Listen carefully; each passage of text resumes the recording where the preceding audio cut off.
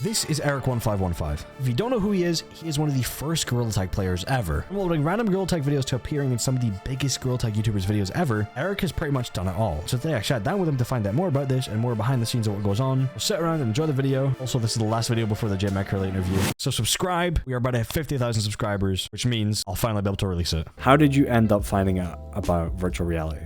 I didn't come prepared. I gotta think. I know my first VR was the Quest 1, and just to watch like Erik for President and like those like tech VR YouTubers that used to go over and stuff like that. I used to think, yo, I want this. This looks fun as hell. Like I was looking at like Pavlov, Beat Saber. Gorilla Tag was not a game at the time, but yeah, the Quest 1 was my first VR in it, bro. After that, that's what started it all. Did you have like a favorite game that you had played on the Quest 1 before Gorilla Tag?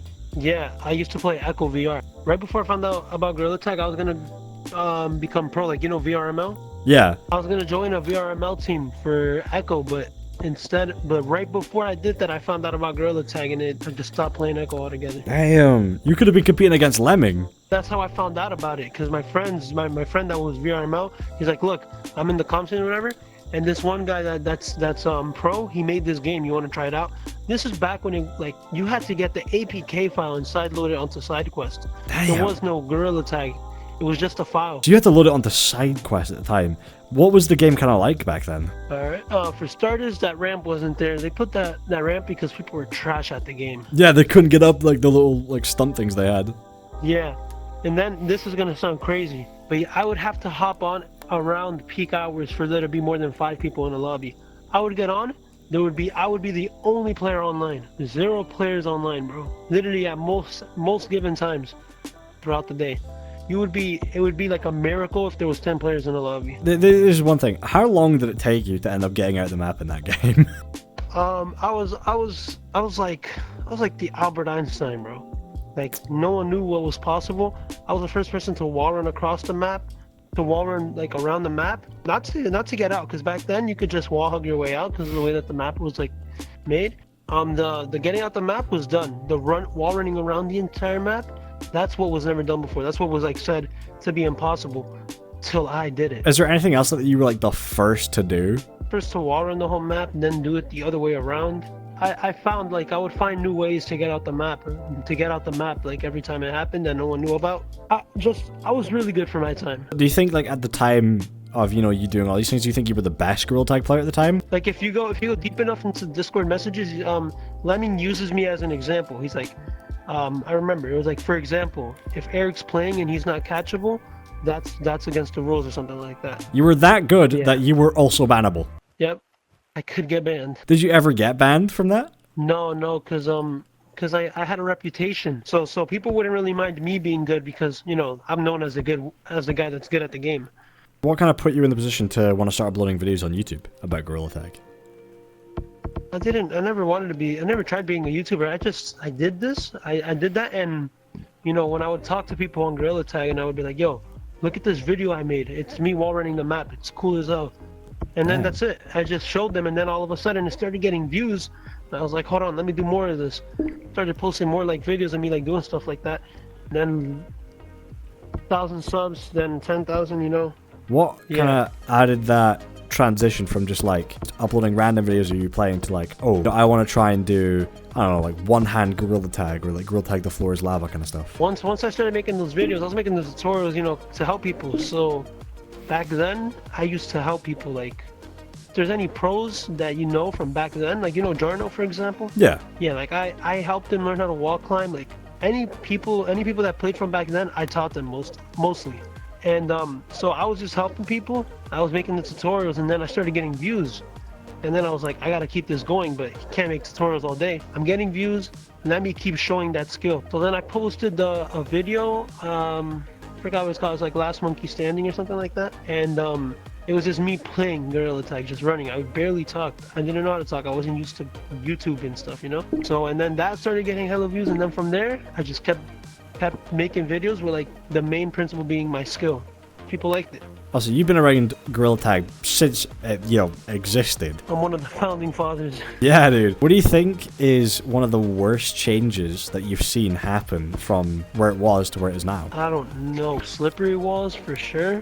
I don't know. I don't think there's anything that I really ever cared about. Because like when Slippery Walls came out, no one liked it. But I was like, whatever. Okay, so what do you think was your favorite change that they made? Favorite change?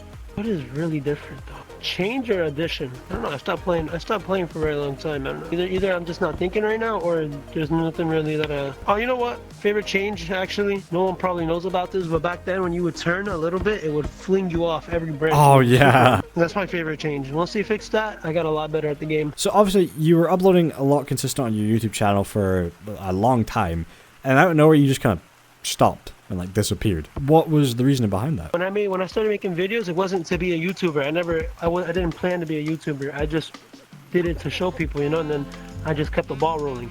But I wasn't taking it serious.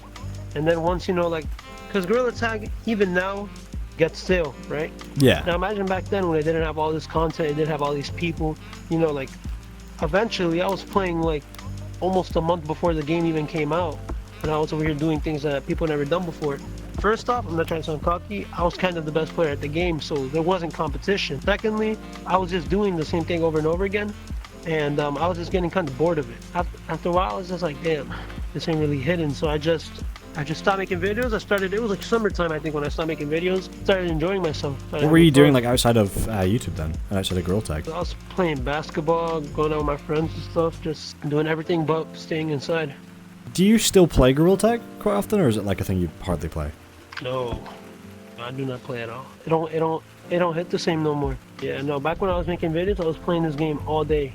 Like, I wasn't recording half the time, Yeah. People would be joining my lobbies, be like, Eric, are you recording? I'd be like, no, I'm just playing. Do you go undercover, or do you just be yourself? I just be myself. Do you have like a favorite moment throughout your entire kind of Gorilla Tag career, YouTube career kind of thing?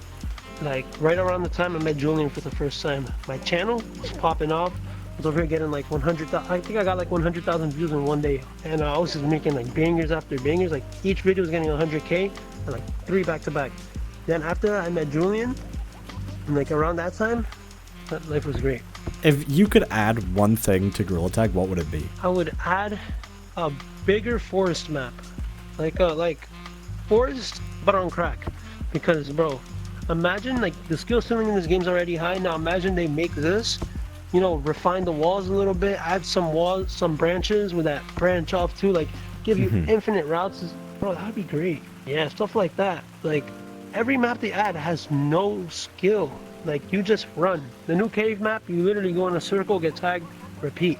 The caves, same thing. You kind of run. Now there's vines, but I haven't even checked that out. I don't know anything about it. But I'm just saying, there's not really much skill to maps, I think. I don't know though.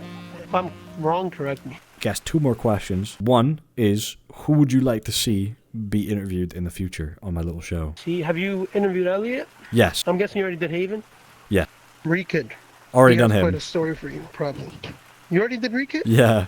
Shit, like a Josh dub then. Guys, comment on Josh Dub's recent video. Just flood the comments with Let Pine interview you. Well, let's make that happen. Do you want to say anything to the viewers before we leave off? I know everybody wants to be a YouTuber. Literally, all it takes is consistency. Promise you, if I made a video every once in a while, when I stopped, I would probably be like a few 100,000 subscribers. You say you want to be a YouTuber? Just keep making the videos. Trust, your time will come.